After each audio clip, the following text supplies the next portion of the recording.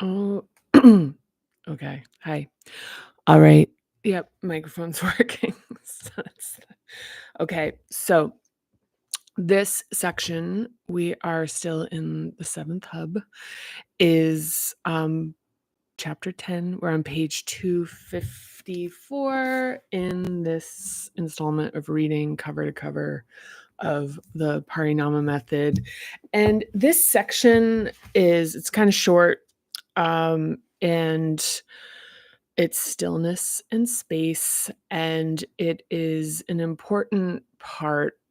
Every single section here has like a really meaningful facet, as far as like aspects of the 7th hub for consideration in terms of like understanding, I don't know, understanding your ownership of this aspect of yourself. So, okay, so I'm going to read into this stillness and space section. And just a reminder, like in each of the hub chapters, as a recollection here, is that each of the hub chapters, we're learning about what the hub contains, and this is every chapter that's in part 2. All 7 of those chapters, we're learning about what the hub represents and the facets of ourselves therein lie, whatever. The stage of development, and this corresponds with the development of the nervous system that supports this aspect of ourselves. And then after this, we're kind of towards, leaning towards the end of the learning because it's initial development, basics and themes. And then we move into the interruptions and stressors, which are the shaping factors that impact how this hub will adapt with respect to the world that it and the conditions and experiences and circumstances that it develops under. Yeah. And so then we look at that, then we come to know the interruptions, or we come to know the adaptations and holding patterns, just as a way to point towards, the exploration of how we could be impacted. And then we look at expanding and making the hub more dynamic. So, okay, let's read. Let's go. I don't know why I'm like sweating. It's really weird. I sit down here and I start like getting overheated. So stillness and space. Let's talk about it. So this hub's physical presence is at the top of the head and extends out and above, like the area above the top of a funnel. The 7th chakra, often called the crown, sits atop our head too. For the most part, it's vast and empty. Atomic matter and the universe are mostly made of space. The building blocks of all matter, an atom, the building block of all matter, an atom, is 99.9999999999996% empty space. If a single hydrogen atom were expanded to the size of the Earth, the proton at its center would be only slightly larger than 1/10 of a mile. So the proton being the mass. And that's if a single hydrogen atom were scaled out to be the size of the Earth. So we make room for physical new things by clearing clutter in the first hub. So we make room for new things by clearing clutter in the first hub. In the 7th hub, we make room for grace and inspiration with space and silence. A blank canvas of calm that requires stillness. You cannot hear a new piece of music over one that's already playing. When our minds are full of work fixations, repetitive thoughts, images from our screens, and noise in our ears, there's no room for grace and inspiration. But empty space can create anxiety if the first hub is not grounded. If open space is allowed, ask a question into it, and eventually it will fill up with answers. So Eckhart Tolle, author of A New Earth, Awakening Your Life's Purpose, he also wrote the book of The Power of Now, writes, some changes look negative on the surface, but you will soon realize that space is being created in your life for something new to emerge.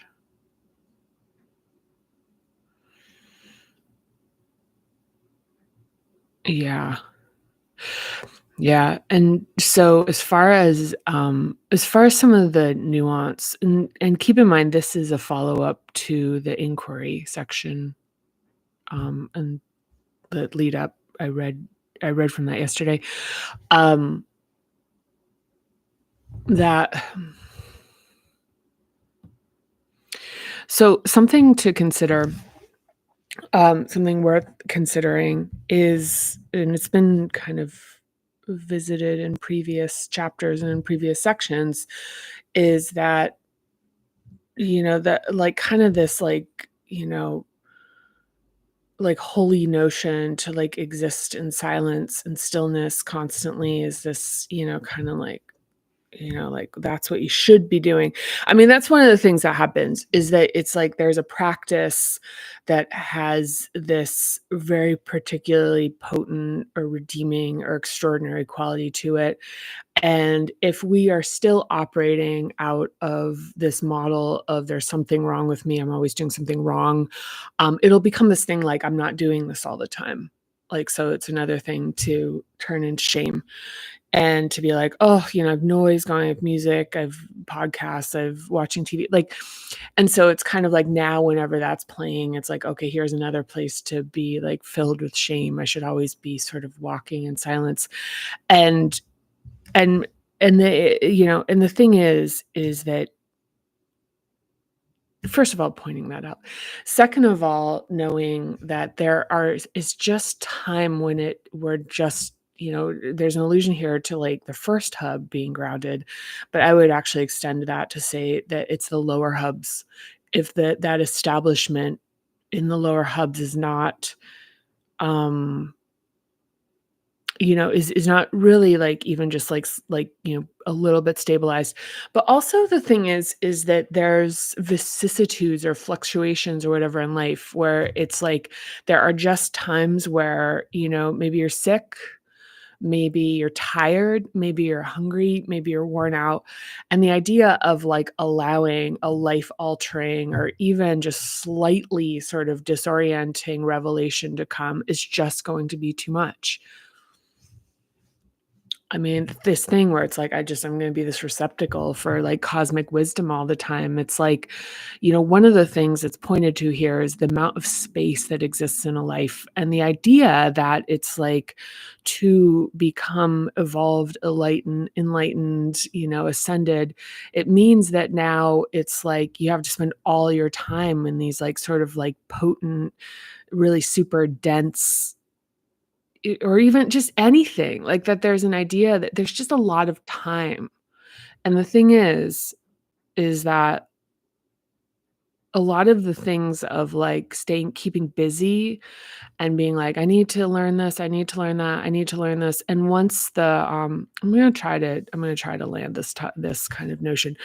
The thing is, once there is greater connection to this inner integrity, this guiding like notion of like being able to feel your way towards like an energetic directionality, like there's just the feeling of like, it's discussed. I'm not going to like revisit this completely, but a lot of the stuff that, that I would say I used to do that would just be like, if I'm going to do this, I'm going to need to learn about all these things. And I'd be like dragging myself through it. I'm just using this as a first person to just kind of like ground this a little bit more instead of it being like a theoretical thing, is that I just stay really busy all the time. And then it like in retrospect, I'd be like, yeah, that stuff wasn't really part of like what I needed to do. Right. And then I'd rationalize it. I'd be like, well, it taught me hard work or whatever. Which fine, maybe that's like, I don't know what that's like a thing, whatever. But The thing that has become more clear now is that it's like there isn't as much to do. Like, it's just there's hard work, there's hard things to do, but the, like, filler stuff, so there is space, there is a spaciousness in life, and so the guilt that that's constantly supposed to be spent, like, in, silent meditation or, like, whatever, um, it's just put I don't know, I guess what I'm trying to get to is point to the fact that it's, like, the kind of monster of having a negative sense, like this divided sensibility, internal sensibility will, like, use anything. It will, like, use anything. It will use knowing, it will use a knowledge of stillness and spaciousness and quiet and meditation to be something that it's like, "Wait, you're not doing that?" Like, it will literally, like, it will use anything. Like, that kind of sense of division, like, it really it's just like war. It's like these like it's division, and it's always trying to gain more ground. It's always trying to maintain the division and its position, because the thing about internal division is that its existence relies on shame. It's like chronic shame, it's chronic fear. It's just it kind of And it's vigilance, and,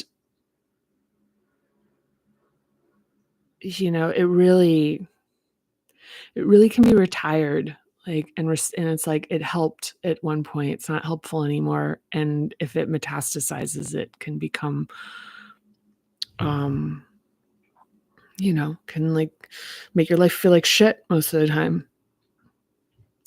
But anyway, so, yeah.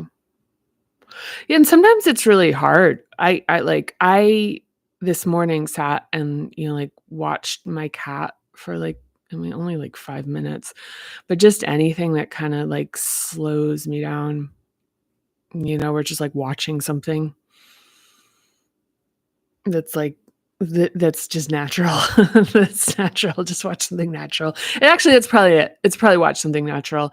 This is actually an Eckhart Tolle thing, and so in, the end of the 2000s, it might have been 2008, the book A New Earth, Eckhart Tolle's book A New Earth, had a huge impact on me at the time, and, like, it rocked my world. I, like, chewed through it and, and, it's like it was one of those things where I really learned about, like, when you're ready for something, it's easy to it, like, it can, like, really make your way through it, and when you're not, it's, like, very onerous. It can and so it'll be kind of waiting for you when your time is there. I think Paranormal Method has that quality as well. But yeah, I mean, it was one of those books. There's a few of them that are referenced throughout, that I would buy, like, a stack of them and just hand them out to people. I would just be like, "You need to read this. You need to read this." But, one of the things I'll say, and now, as Eckhart Tolle, like, in sort of like the spiritualist communities is is fallen a bit out of favor, is, has to do with, like, how he reports his, like, he this sort of like this sort of immediate enlightenment. So he just, like, all of a sudden everything was clear, and he just sort of let go of his life as he knew it. And a lot of his practices are really disembodied, right? So it's like they're all like there isn't, like, much of a physical practice. And also he's very, like, sattvic, is it, like, even just in his, like, human manifestation or whatever. But and one of the things I had a hard time with, as it not being, like, a, like, complete enough notion for me, was that it was like I remember, like, I'd be reading the book, and I'd feel myself in that energy of that, like, and really be like, "Ooh, yes, this is like." And one of his things that I'm pointing back to is, like, looking at something natural, is to just, like, absorb yourself in something from the natural world. in my case, a cat, but I think he talks about, like, looking at flowers and stuff and just, like, zooming and, like and drawing into that level of attention. He also talks, or writes rather, about it's looking at something without naming it. It's just gazing and observing, um, without trying to, like, just kind of taking something in, and, like, that quality without being like, "That's the name of the flower, look at this color." It's just to kind of, like, see it and just be, like just kinda go, "Oh, that's nice." But yeah, I mean, one of the things was that the practice, it just was, like, not practical to me because, I mean, at the time when I was reading the book, I mean, it had some there was, like, a very practical revelation, which was the pain body. I think it's, like, chapter 4 or 5 of the book, which was like, life-changing for me. In fact, it was something I was just talking with somebody, I think 2 days ago, about the notion therein. I no longer associate it immediately with the pain body, but it's that it's like it's related to projection, which is just that the sense of, like, internal pain that we have within ourselves, that it reacts with other people. I don't know, I'm probably not gonna explain it very well. Um, it sort of like there's these connections with I should reread that actually. Um, with other people that where it activates and it creates a sense of being a victim, but what's doing they're kind of feeding off of each other. And it was like an immediate revelation about like my at the time my relationship with my boss, and I just cut it off. I was like, okay, fair enough. I'm just not going to have this type of like reactive relationship with him. I'm not going to play into this kind of like bizarro dynamic that we have. And it was like, I don't remember the exact time, but it was like almost immediately once I stopped playing the game and doing the two to tango thing, he was like, "Hey, I've got some bad news. We're not going to be working together anymore." It was like, fuck. It's more to that story. It actually that like strengthens the notion of the fact that it was like, here was a person that had been a very badgering, bullying force in my life. And I just had no idea how to effectively manage it. So I did what at the time I didn't realize was like an old pattern, which was fawning and being terrified all the time. I was scared because you just, you'd kind of like dip in at, there was no boundaries. It's like no boundaries. And there was a lot of just really domineering. And so I was really, and the thing was, it was interesting is that like when I was like the pain body thing, I was like, I'm just going to stop doing that. I'm going to stop reacting to him. I'm going to stop fawning. Just gonna be like, "Okay, sure, whatever. Great, good job." And it was like that. It just cut that cord. And the thing that was wild about it was this person who had been like so domineering, all this, it was like a lions to lambs situation where he started being like, "Oh," he started fawning to me. And I was like, "Holy shit." He sent me like a picture of like his young kid at the time and was like, this like almost like this, I don't remember, but there's like baby voiced kind of like like kind of thing, like you're the best kind. And I was like, shit, okay, this is a thing. But anyway, so Eckhart Tolle, like he's kind of fallen out of favor in a way because of there isn't necessarily like like a overly practical, and it's disembodied like um and that's I think the thing is with that is that it's like we're, in this era of like sort of like canceling things if it's not like a whole solution or a fault is found in it, instead of realizing that the creation of you, like the creation of your kind of, whatever you could call it, is like a matrix. It's a matrices. It's like it's a patchwork of a lot of different things that impact you and touch you in your life. And that there isn't going to be a one-to-one person alignment. There isn't going to be a one-to-one teacher alignment. And the thing is like when the limit of the teacher is reached to not consider that to be some notion of, like, dispossessing yourself of them, unless they've done something that's, like, kinda, given you pause or, worse. But in general, just to be able to hold something where it's, like, really grateful for the stepping stone or the part of the process that has been revealed to you or made possible for you in that, not the thing where it's like, well, now he's disembodied, so he's, like, useless to me or whatever, which happens. It's like, no, this is part and I'm glad there's, like, at least something that made it in here just for me as having, like, there's so much in the book that I've mentioned this before in these readings that, like, there were so many books that and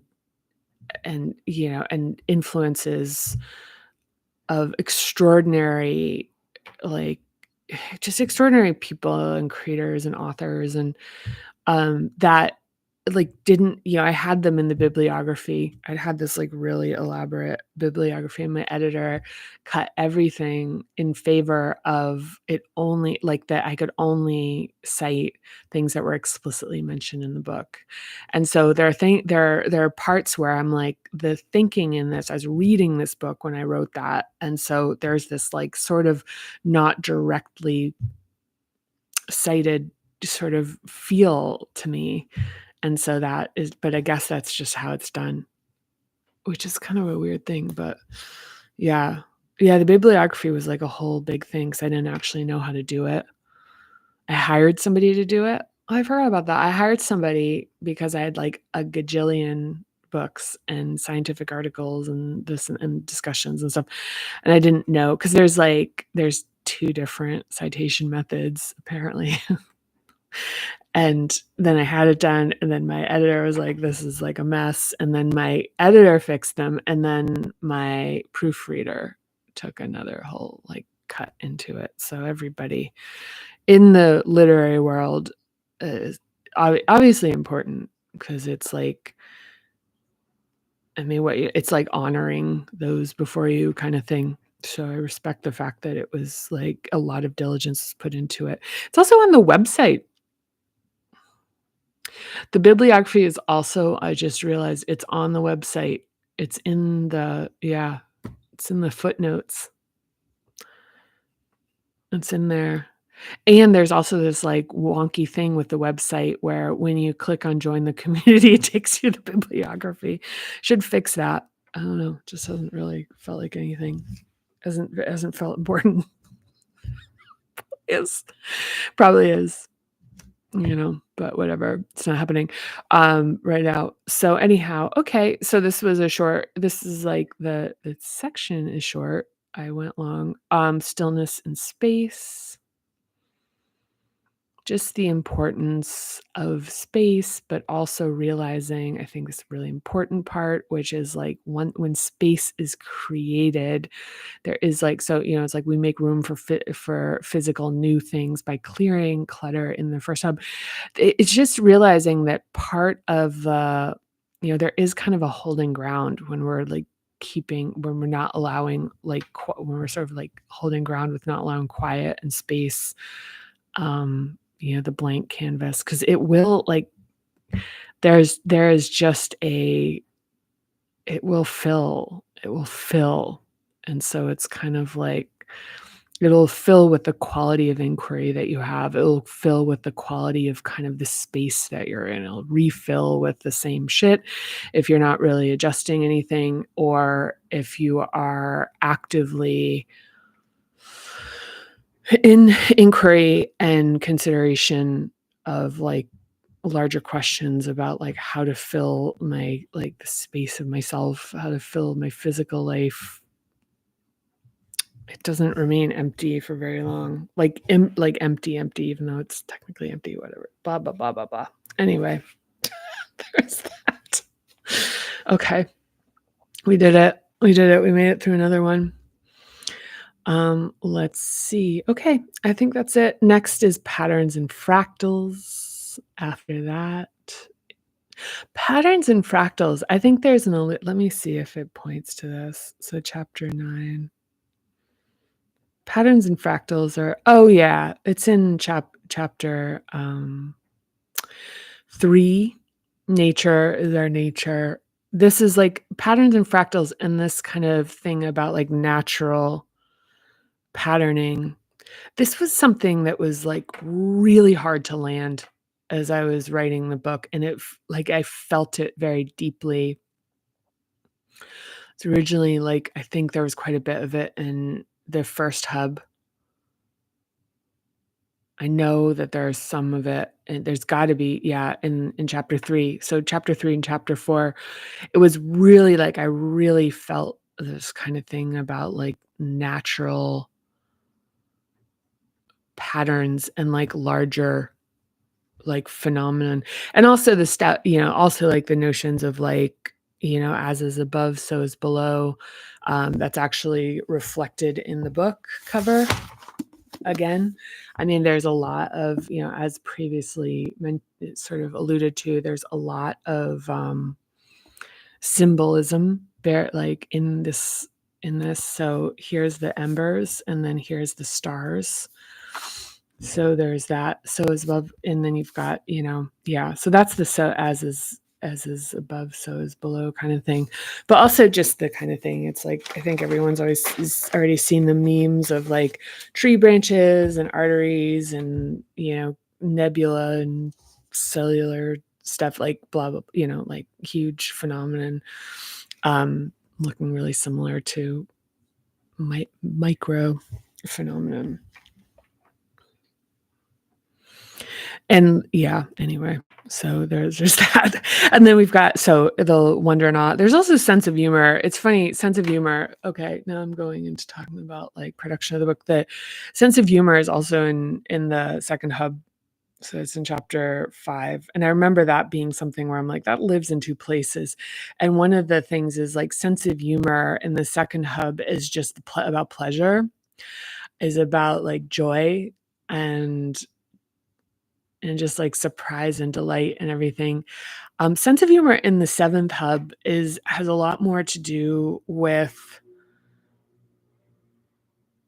like not taking things too seriously, like keeping things like contextually light, because a lot of this is about spaciousness. So you've got this kind of notion of like sort of surprise, delight, laughter, like pleasure, this kind like that exist in both dense forms and also in this like very like lighthearted expansiveness. So there's that. Yeah, I don't know, I'm not gonna turn the page. There's something after that too. I don't know. But anyway. Okay. All right, that's it for today. I'll see you next time. Thank you for coming along. Also, look, you can see my cat cactus in the back with his toys. Yeah. Okay, so any comments? Of course, I answer them. I did get a comment yesterday, very exciting. And as always, there's like, I think this is the 300th video, by the way. I think, because I think I saw 299 yesterday. So happy anniversary.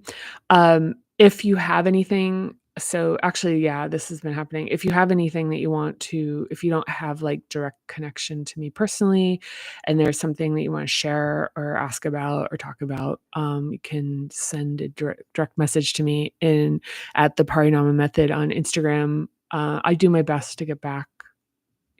I can't like confirm how quickly, but I will.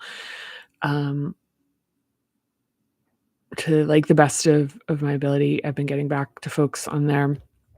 But yeah, thank you. If you made it this far, I'm really glad that you're along here for the ride. Very grateful for you. Very grateful. And any interaction here is really appreciated. It feels really nice to be sharing this with you. And how you're responding to it, how it feels for you, it matters. It matters. It matters. It matters. You are important. Your life is important. You're important. And, one of the greatest things that division, as previously discussed, does is it separates your clarity around that from yourself. So, yeah. All right. Until next time, I'll see you. Bye for now. Look at me,